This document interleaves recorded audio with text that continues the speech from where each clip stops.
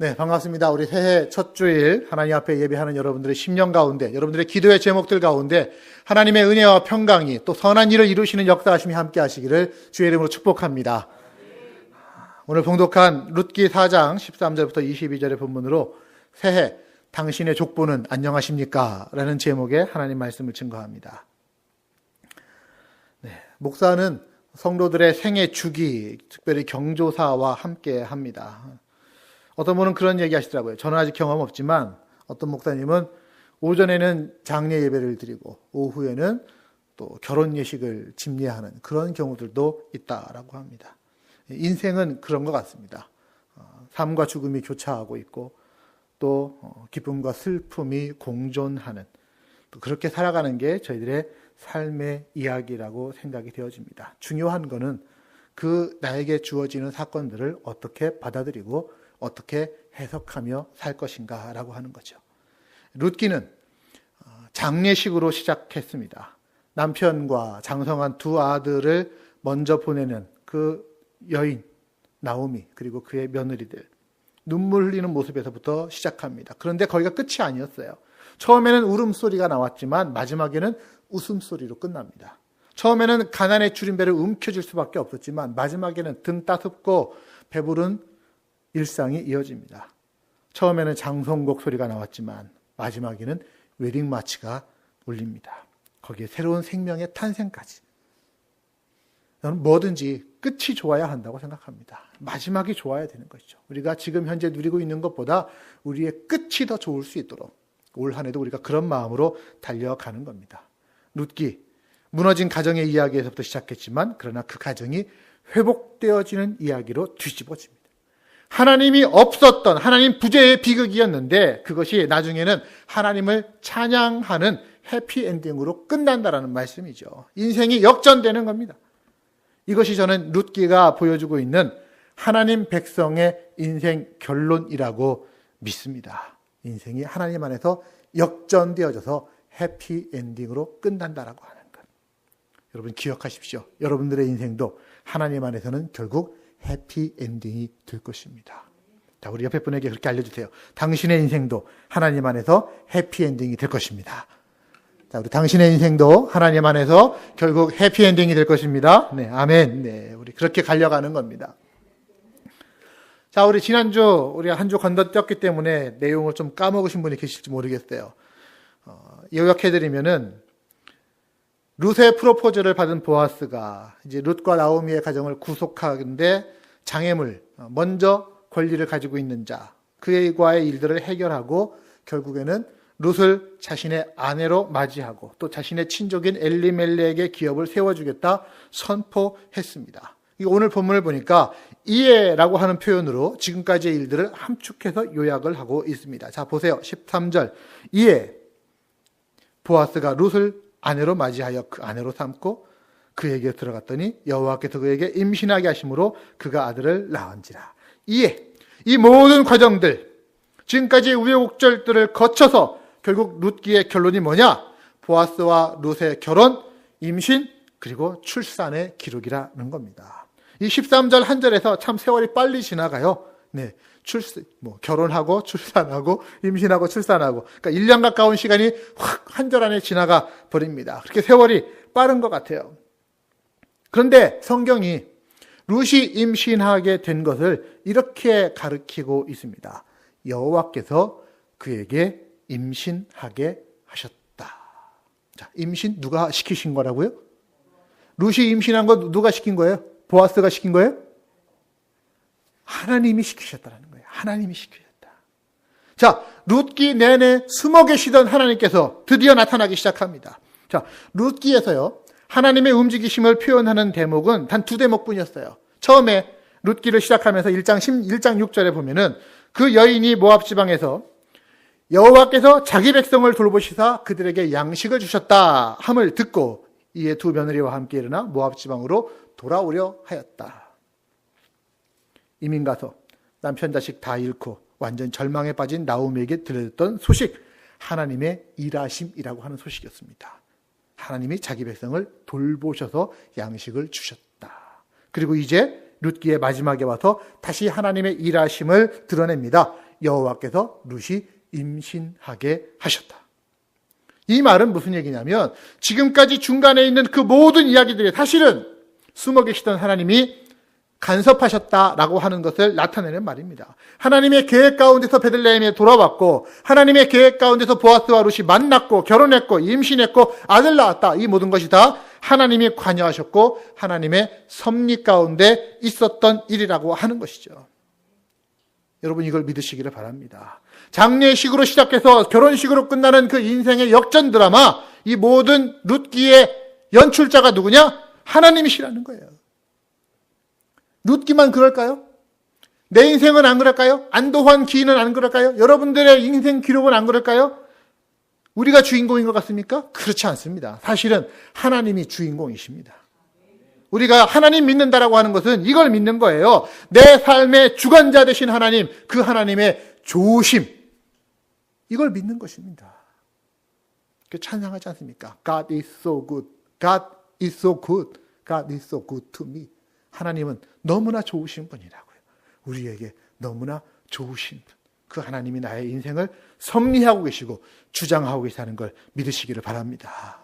결국 우리는 룻기를 통해서 하나님이라고 하는 그 자기 자신이 안에 들어가 있어야 할 본래 궤도를 벗어난 한 가정을 다시 불러서 회복시키시는 하나님의 일하심이 어떤 것인가를 알게 되어집니다. 그래서 저는 초반부터 룻기의 주제가 무엇이냐? 하나님이 헤세드, 하나님의 긍휼, 하나님의 인자, 하나님의 자비, 하나님의 은혜,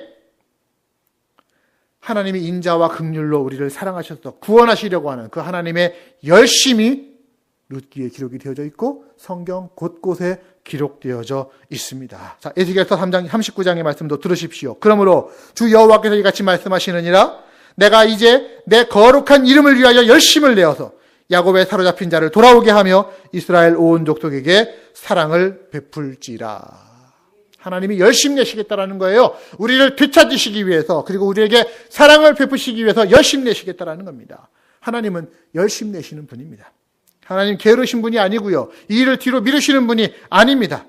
Compassion of God, 하나님의 열정, 세상 모든 민족이 구원을 얻기까지 하나님 떠난 인간을 하나님 품으로 돌아오게 하기 위해서 거룩한 열심을 품고 쉬지 않으시는 하나님.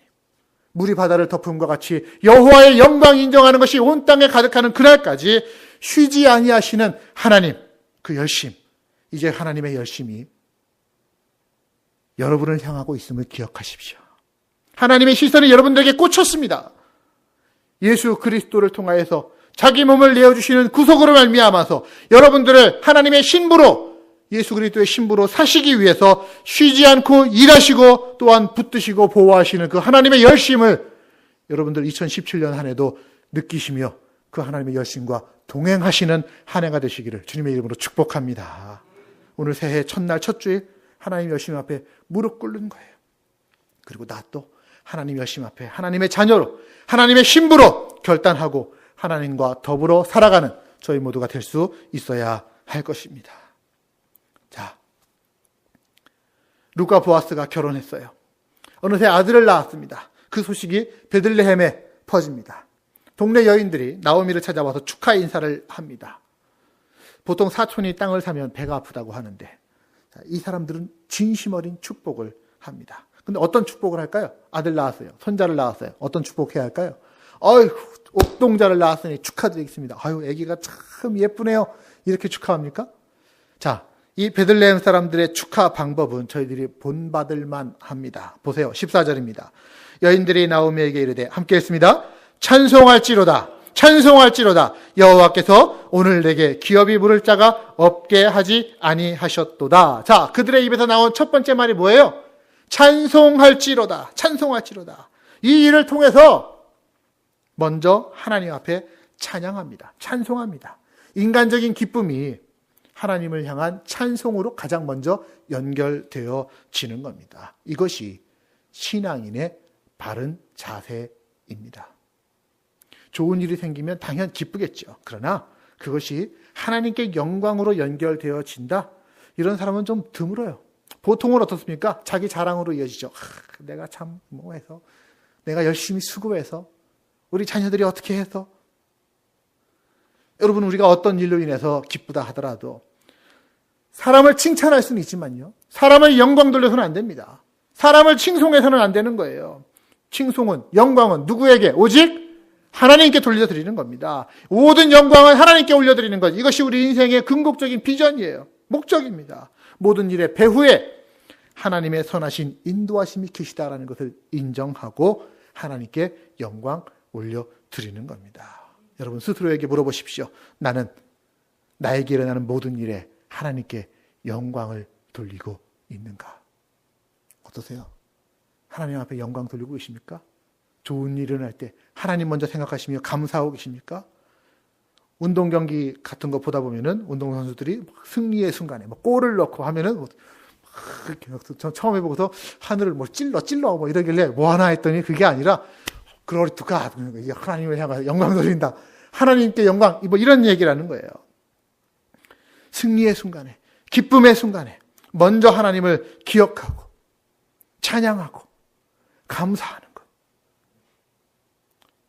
저는 봉헌 기도할 때 보면은 가끔 마음에 울적해지고 적셔지고 눈물이 날 때가 있습니다. 여러분들 적으시는 감사의 제목들, 감사의 그 예물들, 자기한테 일어나는 일에서 하나님 앞에 영광을 돌리는 내용들을 보면은 참 마음이 기쁩니다. 감사가 일어납니다.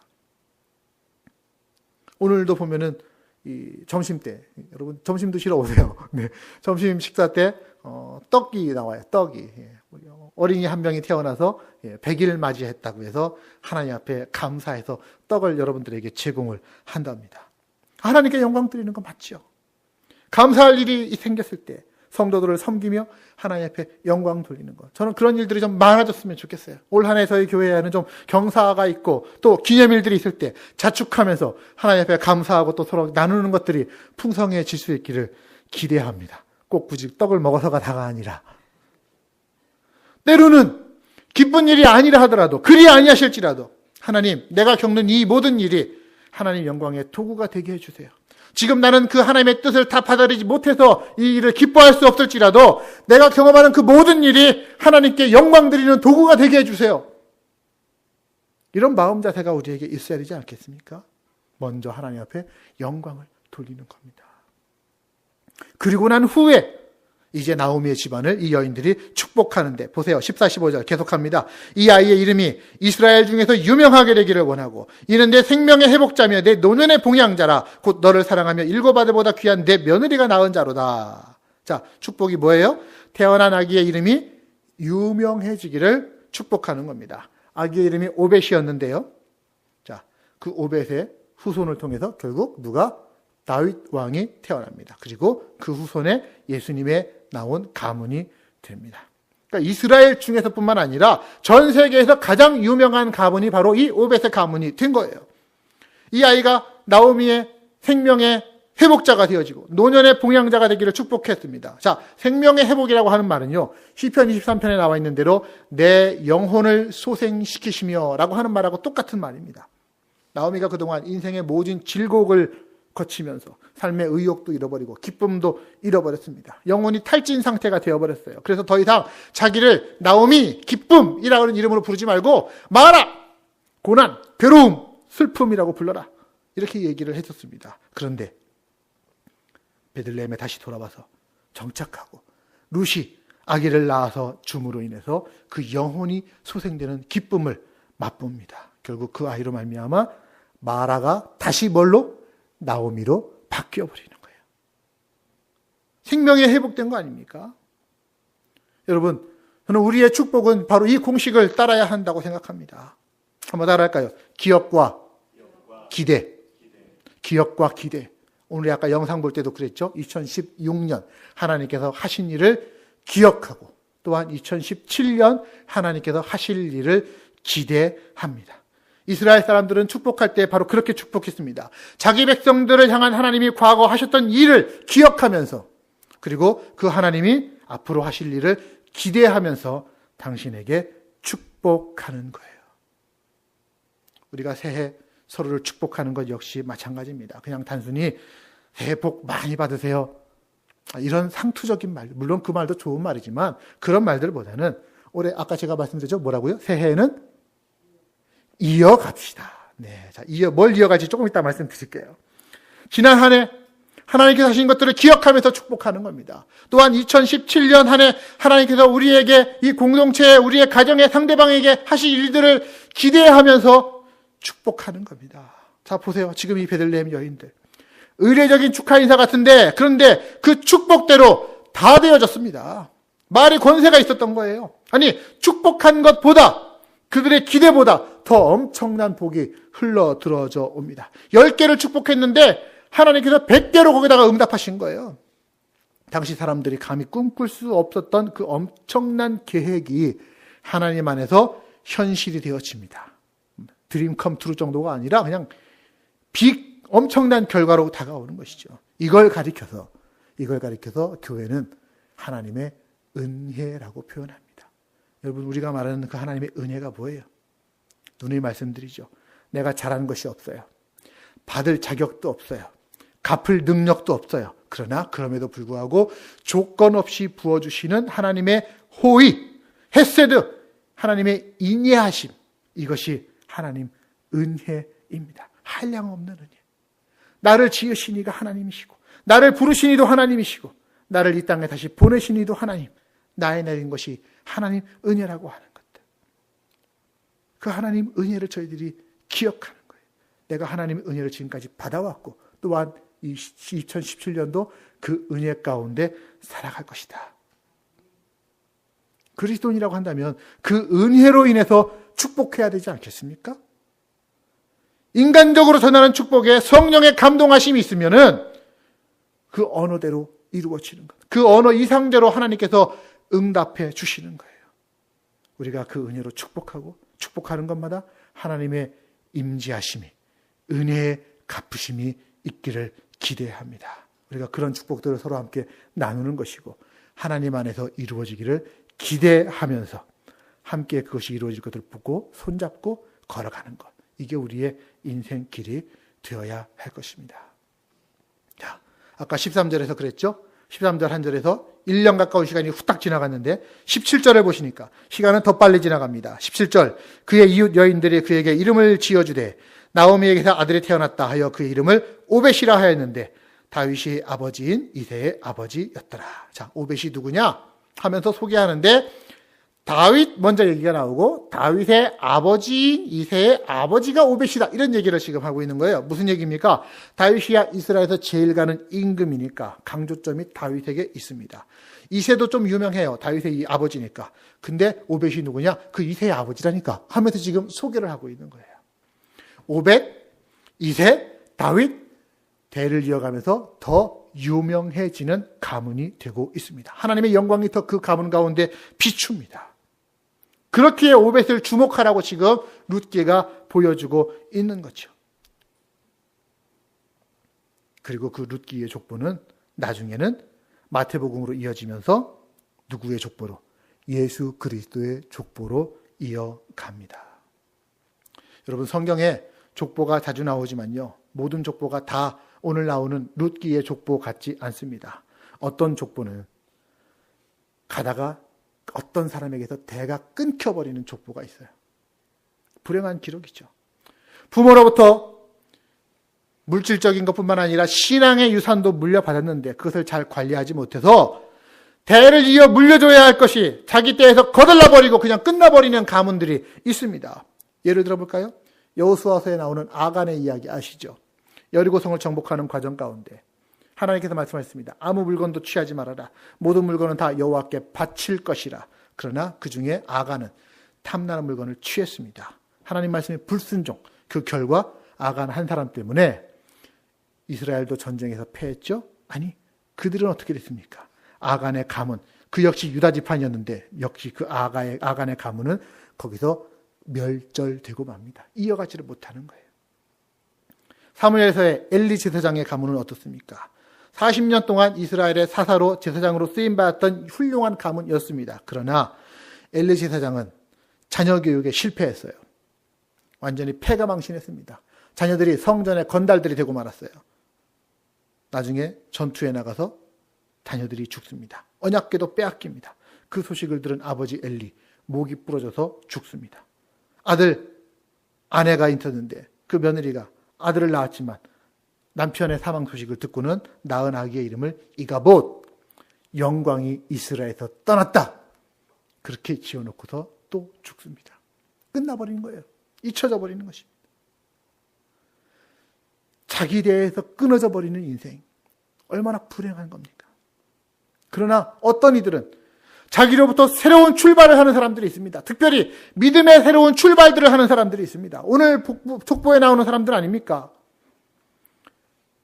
1절, 18절 베레스의 계보 이러합니다. 하지만 마태복음 1장 3절에 보니까 유다는 다말에게서 베레스와 세를 낳았다. 다말에게서 낳았다라고 베레스를 이야기해주고 있습니다. 베레스 다말의 자식입니다.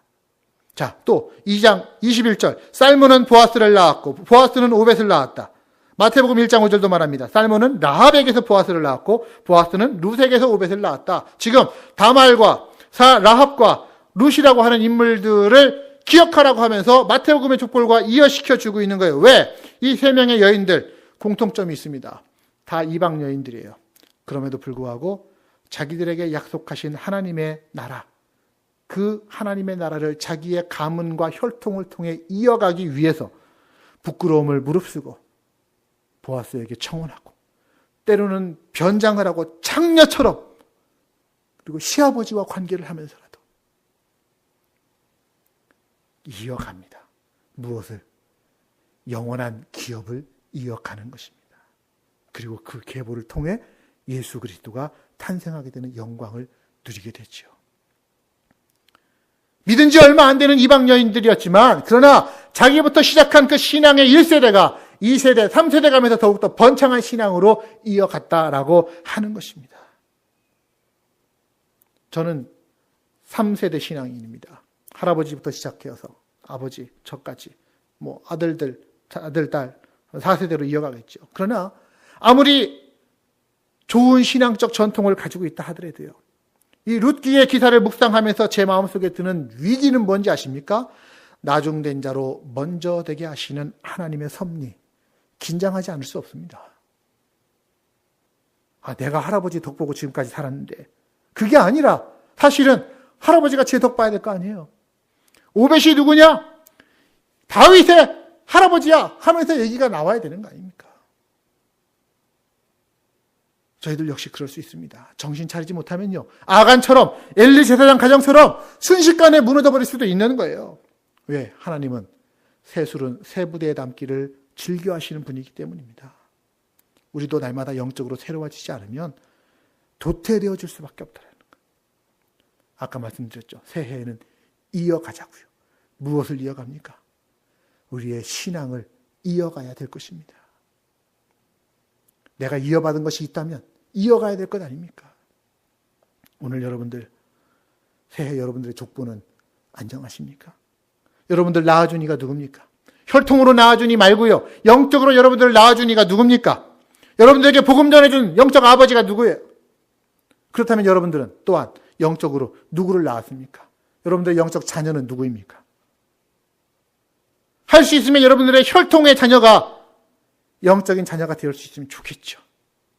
혹시 그것이 그렇지 않다면 여러분들의 영적인 혈통은, 여러분들의 영원하신 기업은 여러분에 대해서 끊겨버릴 수도 있는 겁니다. 구원의 계보를 이어가려고 영적으로 발버둥치고 있는 이 여인들의 모습을 보면서 우리의 자녀들에게 우리가 믿는 하나님이 과연 전승되고 있는가? 우리는 물어야 될 것이고 또한 마음에 새기고 숙제로 가지고 있어야 될 것입니다. 자, 새해 저는 여러분들의 육신의 가정으로부터 새로운 룻기가 시작하기를 축복합니다. 혈통만 이어져 가는 게 아니라 신앙이 동시에 계승되어지기를 축복합니다. 부모의 신앙이 자녀보다 좋다? 이거는 사실은 욕이에요. 욕. 갈수록 신앙이 안 좋아졌다면 문제가 되는 거 아닙니까? 좋은 건 뭡니까? 부모보다 자녀의 신앙이 더 좋아지는 것입니다. 혹시 여러분들 자녀가 제대로 신앙생활 못하고 있다면 올 한 해 여러분들의 최우선의 기도 제목으로 삼으시기를 바랍니다. 그리고 무슨 수를 써서라도 그 자녀에게 여러분들이 가지고 있는 믿음이 이어져 갈 수 있도록 수단과 방법을 가리지 마십시오. 절대적으로 그렇게 해야 됩니다. 그러기 위해서 올 한 해 저희 교회는 OM이라고 하는 것을 시작을 하려고 합니다. 오렌지 미팅. 나중에 또 설명을 드릴 거예요. OM, 오렌지 미팅. 가정 예배라고 할 수도 있고요. 가정 신앙 모임이라고 할 수도 있겠습니다. 어떤 방법은 여러분들 가정 안에서 그 OM을 만들어 가시기를 바라고, 또 여러분들 가정 OM에 저를 초대해 주시기를 부탁합니다. 계속해서 제가 점검할 거예요. OM 하고 계신지. 그리고 쪼을 겁니다. 하시라고. 왜? 그것이 우리의 족보가 이어져 갈 수 있는 길이 될 수 있기 때문입니다. 아무쪼록 믿음의 대를 이어가는 족보, 여러분들의 신앙 안에서 여러분들 후손을 포함한 영적 해피엔딩이 이루어질 그날을 기대하면서 우리 함께 나의 족보를 점검하며 그 족보 하나님 안에서 붙들고 나아가는 우리 모두가 되기를 주님의 이름으로 축복합니다. 같이 기도하도록 하겠습니다.